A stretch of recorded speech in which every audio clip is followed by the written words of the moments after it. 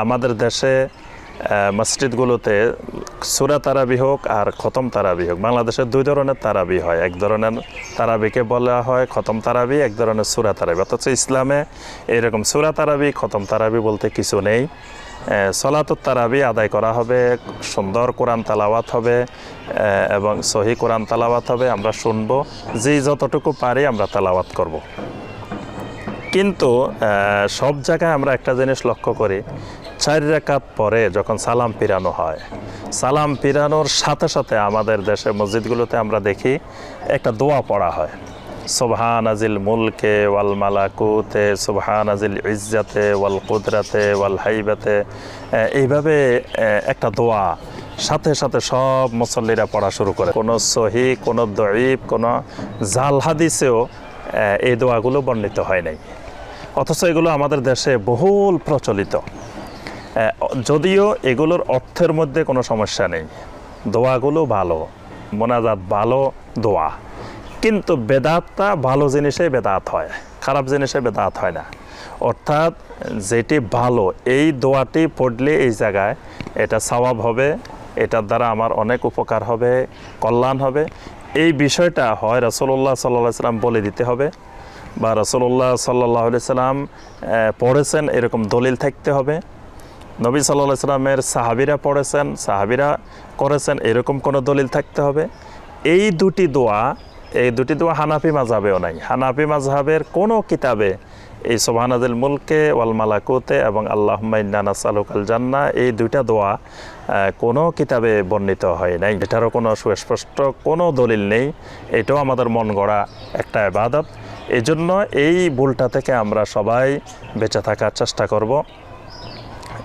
এরপরে আমরা যে ভুলটি আলোচনা করব, আমরা 13 নম্বরে যে ভুলটি আলোচনা করব সেটি হলো যে আমরা দেখা যায় যে 27 তারিখ যখন আসে তখন আমরা কোরআনে কারিম খতম করাকে আমরা বাধ্যতামূলক করে নিই, এবং সেদিন আমরা কোরআনে কারিম খতম হওয়ার পরে একটা দোয়ার আয়োজন করি, মিলাদের আয়োজন করি, বিশাল আকারে একটা লম্বা দীর্ঘ মোনাজাত, কোরআন খতমের মোনাজাত করে থাকি। এই জিনিসগুলো আমাদের ভুল। যে কোরআনে কারিম আমরা সলাতে তালাওয়াত করব, আমরা এই কোরআনে কারিম তালাওয়াত শেষ হইলে কোনো সুনির্দিষ্ট বিশেষ কোনো দোয়া মোনাজাত নেই। আর 27 তারিখে শেষ করাকে বাধ্যতামূলক করে নেওয়া এটাও আরেকটা ভুল। যে আমরা দেখি মক্কাতে, মসজিদে হারামে, মসজিদে নববীতে তারা 27 তারিখে শেষ করেন না, তারা 29 তারিখ 30 তারিখ পর্যন্ত তেলাওয়াত করে যান, যতটুকু তেলাওয়াত করতে পারেন। খতম না হলেও অসুবিধা নাই, 29 রমাদান হলে তারা 29 পারায় তেলাওয়াত করেন, যদি 30 দিন হয় 30 পারা তেলাওয়াত করেন, কিন্তু এটাকে কোনো দিন খতম করে নিতে হবে এত তারিখে এরকম বাধ্যতামূলক করে নেন না। কারণ ইসলাম যেটা আমার উপরে বাধ্যতামূলক করে নাই সেটাকে বাধ্যতামূলক করা এটি গুনাহের কাজ, এটি বেদাতের কাজ। এই জন্য আমার সম্মানিত ভাই ও বোনেরা, আমরা 27 তারিখের বিশেষ দোয়া, 27 তারিখের বিশেষ মোনাজাত, এসব উদ্দেশ্যে আমরা 27 তারিখে মসজিদে যাওয়া এটা আমাদের ভুল। দেখা যায় ওই মুসল্লি ভাইয়েরা যারা 27 তারিখে দোয়ার জন্য গেছেন, মোনাজাতের জন্য গেছেন, আজকে কোরআন খতম হবে এই উপলক্ষে গিয়েছেন, পরের দিন আর মসজিদে পাওয়া যায় না, একদিনে পাওয়া গিয়েছে। ইসলাম এই জাতীয় একদিনের আনুষ্ঠানিকতা, এরকম আনুষ্ঠানিকতা ইসলাম বিশ্বাসী না। এজন্য এই সকল ভুল থেকে, বেদাত থেকে আমরা দূরে থাকার চেষ্টা করব।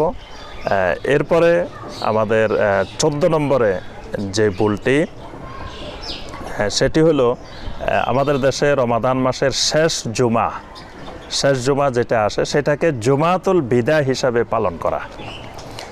ইসলামে এরকম জুমাতুল বিদা বলতে কোনো জুমা নাই। সকল জুমার মর্যাদা সমান। বছরের যতগুলো জুমা আছে, সেটা মুহররম মাসে হোক, রমাদান মাসে হোক, প্রত্যেক মাসেই জুমার মর্যাদা সমান। রমাদান মাসের শেষ জুমা হইলে সেটা জুমাতুল বিদা, এরকম কোনো সুস্পষ্ট সহি দলিল নেই। এই ব্যাপারে একটা জাল হাদিস আছে জুমাতুল বেদার উপরে। শাইখ বিন বাজ রাহিমাহুল্লাহ বলছেন এটা সমস্ত মুহাদ্দিসিনে কেরামের ঐক্যমতে এটা হলো দাঈফা বাতিলা, এটা একেবারে সবার সম্মতিক্রমে এটা বাতিল, অর্থাৎ এটা জাল হাদিস, এটা কেউ গ্রহণ করেন নাই। সুতরাং জুমাতুল বিদা নামে কোনো জুমা ইসলামে নাই। আমরা রমজান মাস আসলে অনেকে অপেক্ষা করি যে আজকে জুমাতুল বেদা, সবার আগে মসজিদে চলে যাই এবং এই দিন একটা লম্বা মোনাজাত করি, জুমাতুল বেদার মোনাজাত।